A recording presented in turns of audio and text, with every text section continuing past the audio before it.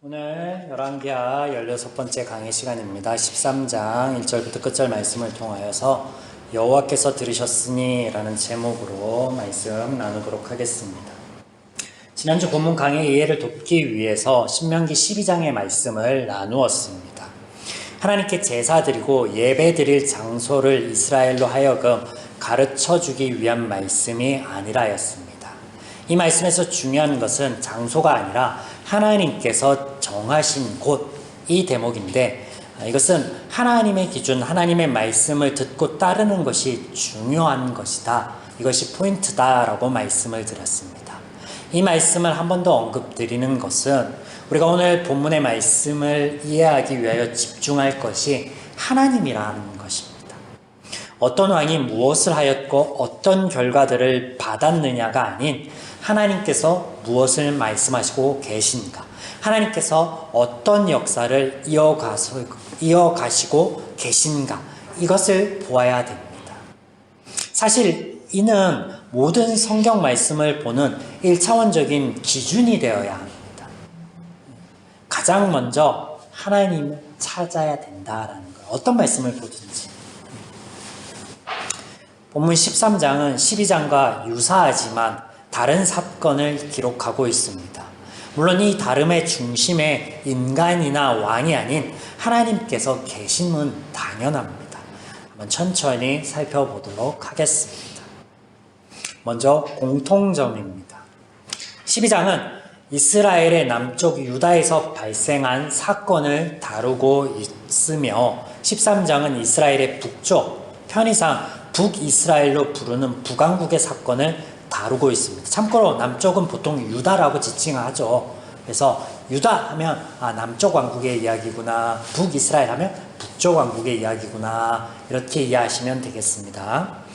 이 분단된 다른 나라, 다른 왕조의 이야기를 12장과 13장에서 각각 다루고 있는 것 같지만 사실은 상황적인 면을 보면 같습니다. 어떤 면에서 같은가?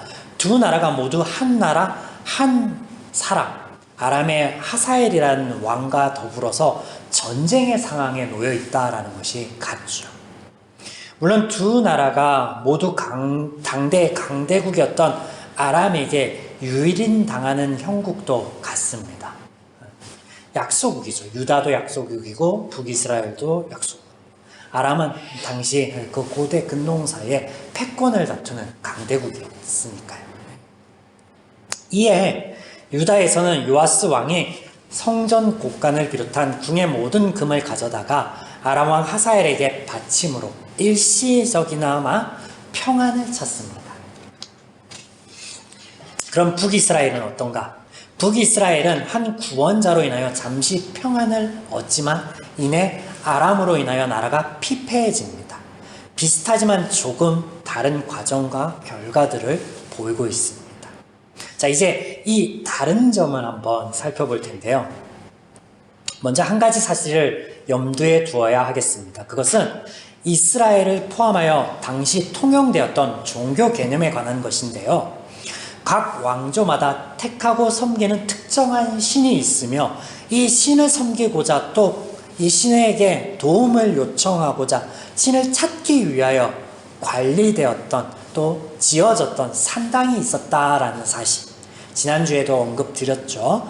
그래서 성경에 등장하는 오므리 왕조, 우리가 기억하는 이름으로는 북이스라엘의 아합 왕이 있겠죠. 이 오므리 왕조가 택한 신은 바알과 아세라입니다.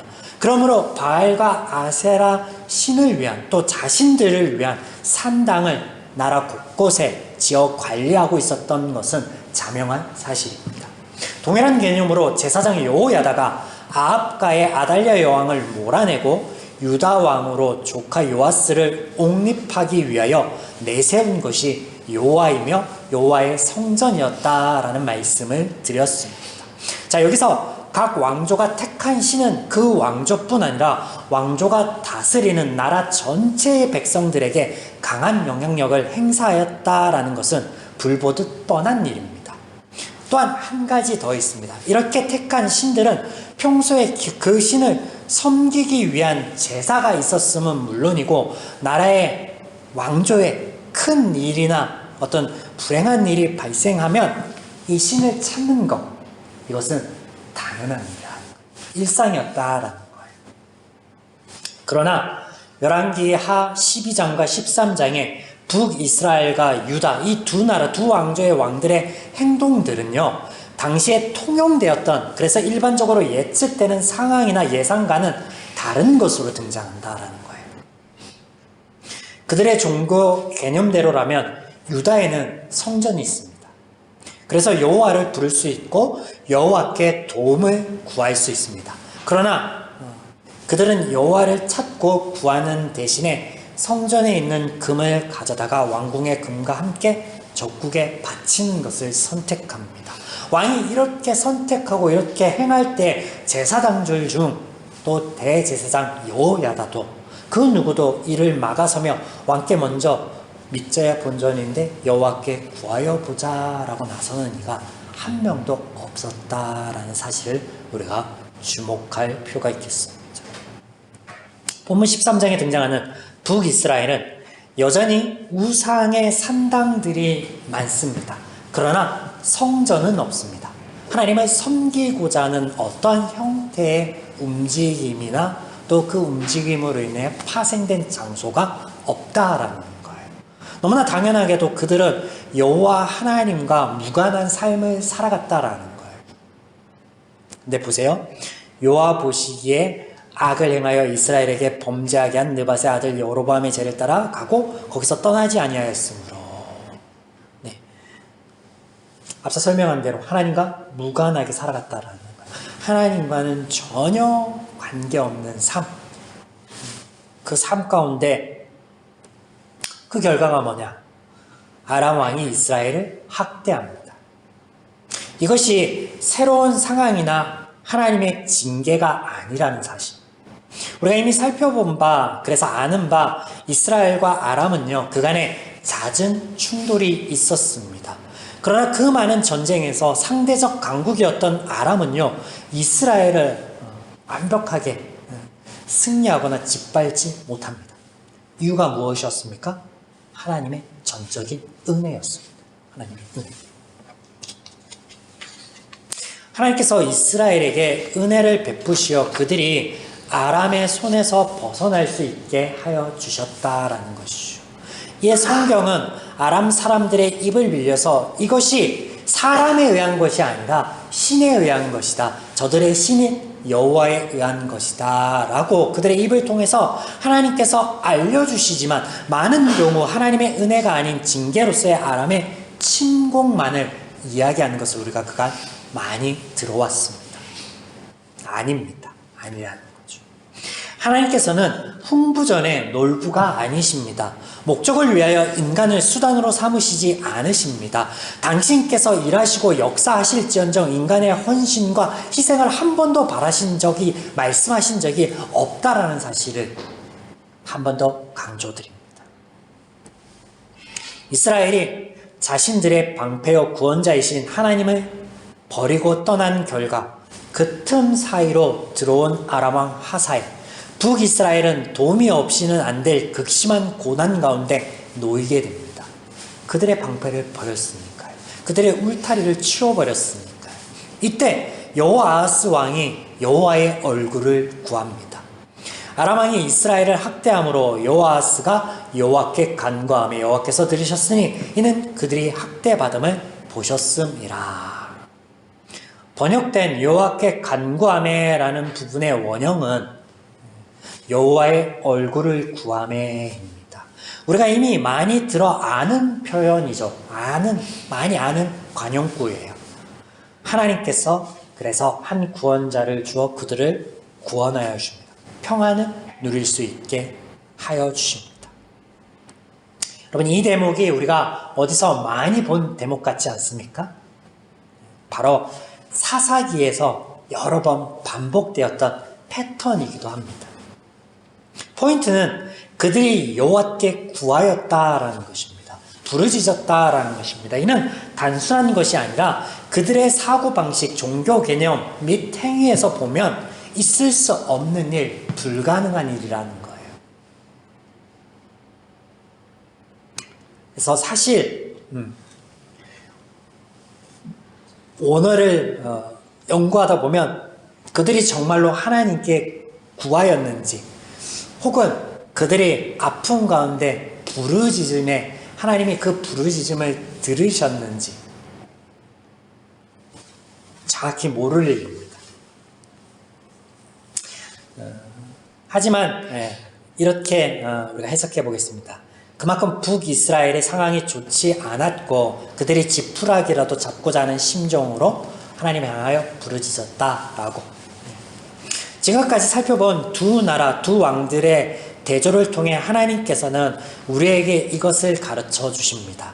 성전이 없어도, 제사를 드리지 않아도, 성전을 향하여 기도하지 않아도 하나님을 찾고 구할 수 있으며 하나님의 은혜를 받을 수 있다라는 사실. 여느 때처럼 죄의 가치관과 죄의 기준과는 다른, 아니 반대인 하나님의 원리, 하나님의 방식을 보여주고 있습니다. 또한 그 속에서 우리는 죄인의 한계와 하나님의 은혜를 다시 한번 보게 됩니다. 자, 오늘 이야기 속에서 하나님께서 북이스라엘의 부르짖음을 들으십니다. 그리고 한 구원자를 세워 그들에게 평안을 찾을 수 있게 역사하여 주십니다. 이 대목을 보시면 하나님께서 인간 행위에 근거하여 역사하신 것처럼 보입니다. 부르짖음에 들었으니. 물론 하나님께서는 인간의 모든 신음소리, 구하는 것들을 들으시고 역사하는 것이 맞습니다. 그러나 이 시간보다 원론적인 것, 은혜에 대하여 짚어보고자 하는데요. 질문 한 가지 드려볼까요? 오늘 본문에서 하나님께서 들으심이 먼저일까요? 이스라엘의 부르짖음이 먼저일까요? 자, 본문을 주에 가며 강에 가며 이 질문에 대해서 여러분들 스스로가 답을 해보시기 바랍니다. 하나님께서 세우신 구원자, 이 구원자에 대해서는 성경에 성경 외에 여러 해석들이 있지만 무시하고 그들이 하나님의 역사로 인하여 평안을 찾았다라는 점만 보시면 되겠습니다. 전과 같이 장막에 거하였더라.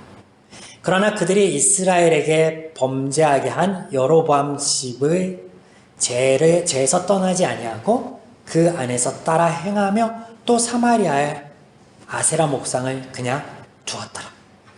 하나님의 도우심으로 잠시 평안을 누리나 그들은 바뀌지 않습니다.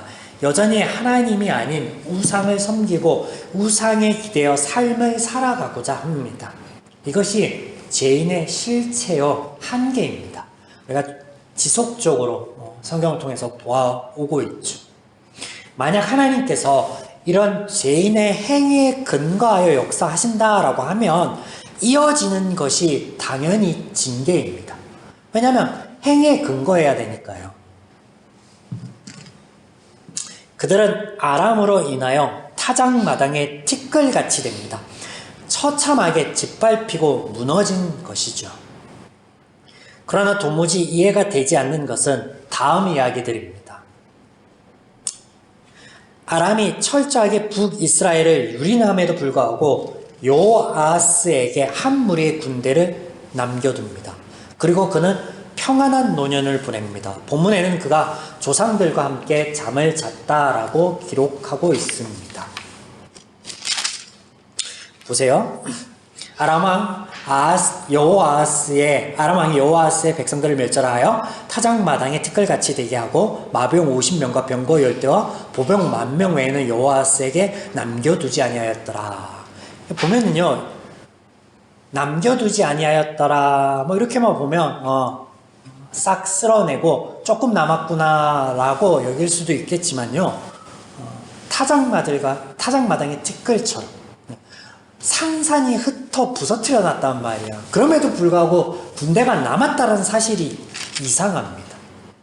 더 이상한 건요, 이 요아스가요 왕이 되어 예루살렘에서 40년을 통치하거든요. 근데 그의 마지막을 보세요. 그의 마지막의 표현에 의하면 그가 요아스가 9절 요아스가 그의 조상들과 함께 잠에 사마리아에 장사되고 어느 때보다 평안히 그의 말년을 보내고 장사되었노라라고 기록하고. 아니, 온 나라가 쑥대밭이 되고 아주 그냥 쫄딱 망했는데 왕이 어떻게 이럴 수 있냐라는 거예요.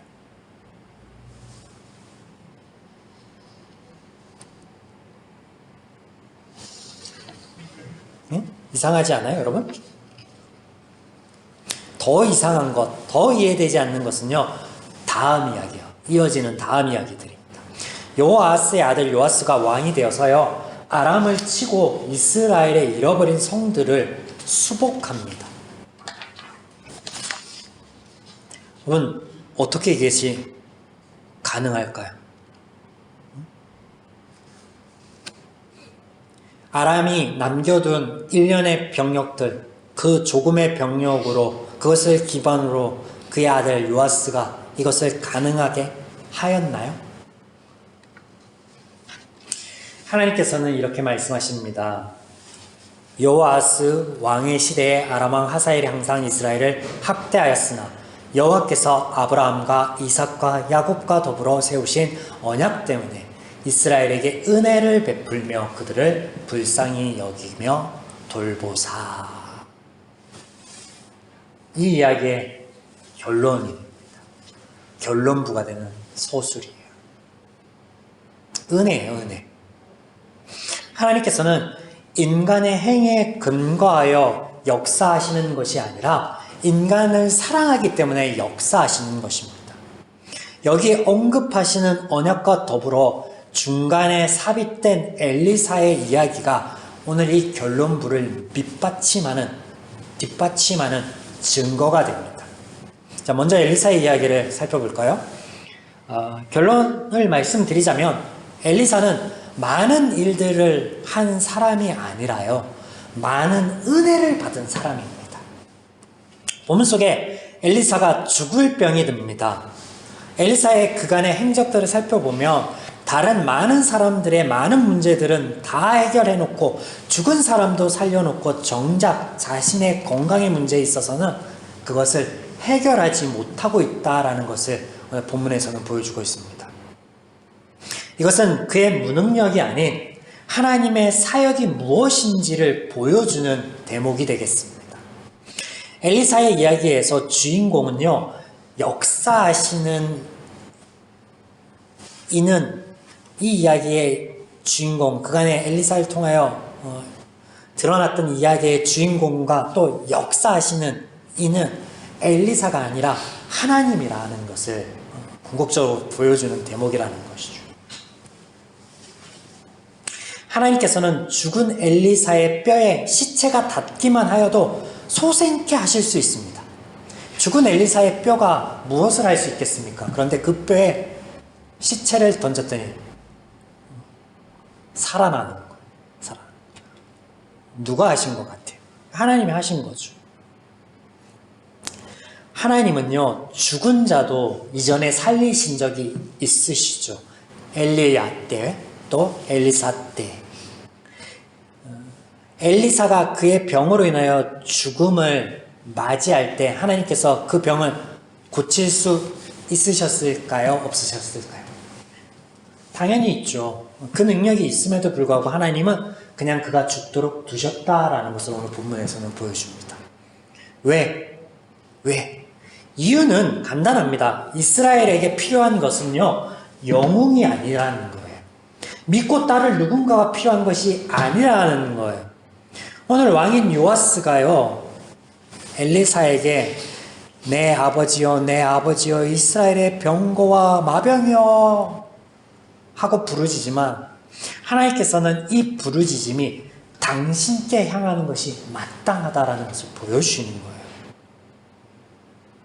그들의 영원한 왕이신 하나님, 책임자로서의 은혜를 베푸시는 하나님만이 필요하며 엘리사의 이야기는 궁극적으로 이것을 보여주는 대목이다라는 거예요. 또한 하나님께서 언급하신 언약을 살펴보면 이것에 대하여 하나님의 은혜에 대하여 더욱 확연하게 드러나게 됩니다.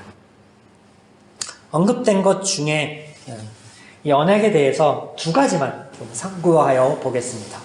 먼저는 하나님께서 아브라함과 맺으신 언약입니다.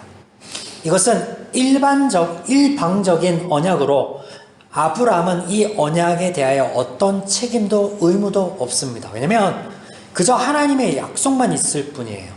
여러분, 언약을 맺을 당시의 상황을 한번 떠올려 보십시오. 아브라함은요, 깊이 잠을 자고 있었고 이 언약의 다른 당사자인 하나님만이 그 쪼개진 재물 사이를 지나가므로 이 언약에 의하여 책임과 의무를 질 자는 쌍방이 아니라 하나님께 있다라는 것을 하나님께서 선언하여 주셨죠.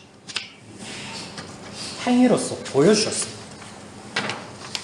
두 번째는 이스라엘이 시나이산에서 맺은 언약입니다.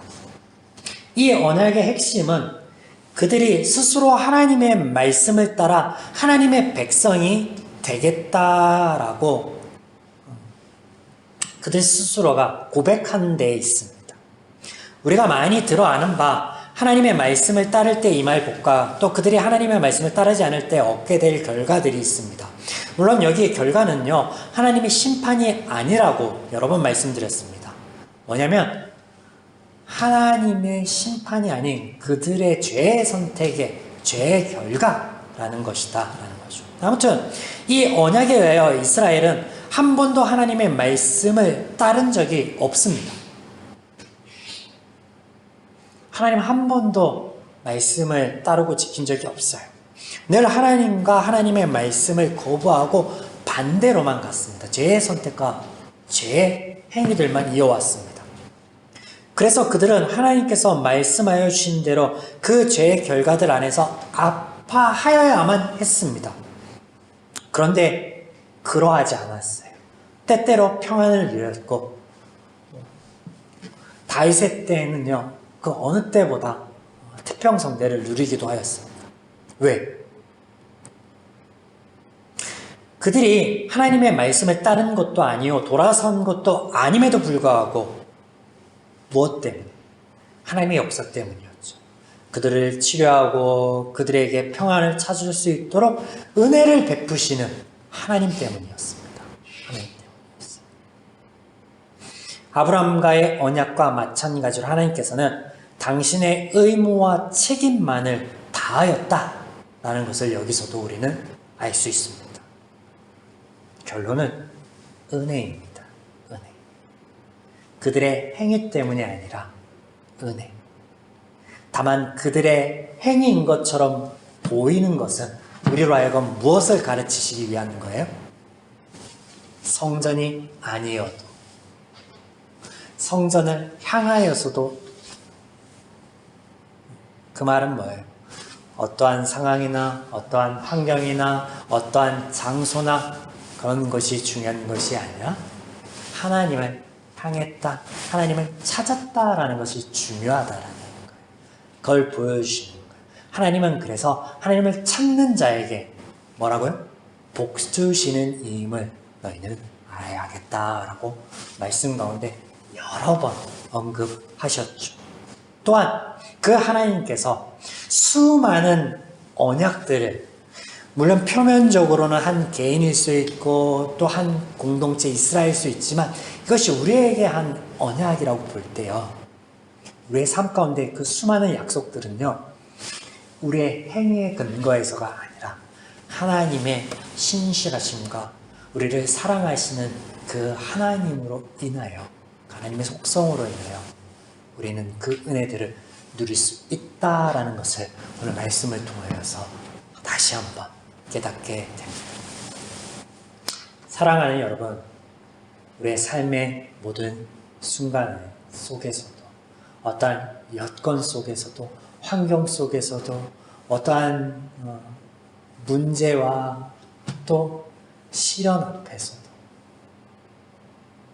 그뿐 아니라 즐거움과 기쁨 안에서도 이 하나님의 은혜를 누릴 수 있는 저와 여러분이기를, 또 우리 한 주의 발걸음이기를 주님의 이름으로 간절히 축복드립니다. 아멘.